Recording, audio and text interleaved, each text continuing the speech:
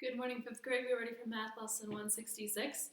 We're going to start off this morning with some concept cards. We don't have nearly as many as we had yesterday, but we do have some we're going to go over. I have fractions first of all, and go ahead change these to their decimal. See how many of these you can remember. Hopefully you're getting these in your head better and can remember more of them as we go over them more and more. So first of all, what is the decimal for the fraction 5/6?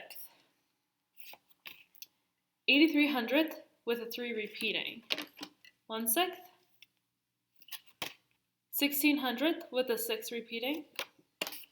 2/3. 6/10th with the 6 repeating. 1/3. 3/10th repeating. 7/8. 875,000. 5/8. 625,000. 3/8. 375,000. 1/8. 125,000. 4/5. 8/10. 3/5. 6/10. 2/5. 4/10. 1/5. 2/10. 3/4. 7/500. 1/4.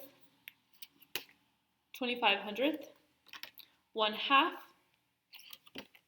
5/10. Now I have improper fractions, and go ahead and change them to a mixed or a whole number. 3 3/4. 3. 4. 5. 4 1/6. 2. 4 4/5. 8 2/9. 9 1/6. And 5 3/7. Okay, I have a few oral story problems again. So listen closely. I have two of them actually. The first one is, on a map, 1 inch represents 100 miles. How many inches are needed to represent 500 miles? 1 inch represents 100 miles. How many inches are needed to represent 500 miles? 5 inches. Next one. Travis bought a share of stock for $95. When he sold it, he received $87. How much money did he lose on his investment? Travis bought a share of stock for $95. When he sold it, he received $87. How much money did he lose on his investment? $8. He lost $8. Okay, we're going to review division today on the board. So first of all, we are starting with some numbers. I have a whole number here and a decimal, and we're going to divide them by powers of 10. So now one thing to remember is that every number, even if you can't see the decimal point, it has a decimal. So if it's a number like this, where you do not see the decimal point is invisible, but it is the full way to the right. So it would be 843, and the decimal point would be here. Now, when we divide by a power of 10, we move our decimal point in the number we're dividing. We move the decimal point to the left for however many zeros we have in our power of 10. Okay? So our number 843, if we divide by 10, the decimal point, we cannot see it, but it's right here. So we're going to divide by 10, move it one place to the left, which makes it 84 3/10.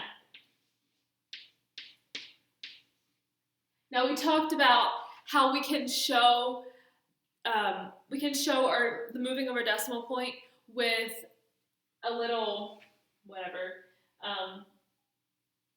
markings, I guess, and using a caret. So we could do that by going, since the decimal point would be here, even though we can't see it, we just make a mark there, draw an arrow, draw our caret sign, right where the new decimal point should be. And we talked about we can do that instead of rewriting the whole problem.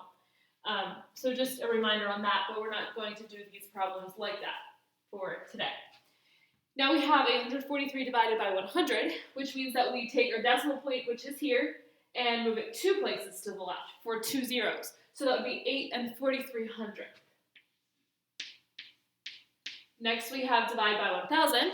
So we take our decimal point, which is here, move it 3 places to the left because there are 3 zeros, 1, 2, 3, and that gives us 843,000. Okay, now we have 2600 divided by 10. Again, since we're dividing, we move our decimal point to the left. Move it 1 place to the left, which would mean that we have to, let's go ahead and get rid of this right here. So if we move this decimal point 1 place to the left, we need to annex a 0 here. So that's going to give us 26,000. See that? Our decimal point moved to here, we annex 0, so we have 26,000. Now, divide by 100. So that means we're going to move our decimal point. I am actually using these symbols after all. 2 places to the left, we're going to need to annex 2 zeros. So we have 10,000. Okay? And for dividing by 1000, we need to move our decimal point 3 places to the left, our correct symbol there, and then we have 3 zeros and our number 26. We have 2600,000. 2600,000. I guess that's how you would say that. Okay, now we're going to divide a problem with a decimal point in our dividend and in the divisor. Now remember, so that we can divide, we need to get rid of our decimal point in our divisor. So to do that, we need to move the decimal point here 1 place to the right, and then we won't have our decimal point there anymore. It's invisible. So to move it 1 place to the right, we multiply instead of dividing like we did up here. So we're going to multiply 4 7/10 by 10, which moves our decimal point right over here. But that's okay to do, but we have to also do it to the dividend. And then our answer will be the same as it would have been in the beginning before we moved our decimal points around. So multiply our number in the dividend by 10, which moves the decimal point 1 place to the right. Now we can divide, okay? We're not going to take time to divide that right now, but remember, to divide, when you have a decimal point in your divisor and dividend, get rid of your decimal point here by multiplying whatever you need to do, multiply by whatever power of 10 you need to, and then do the same thing in the dividend.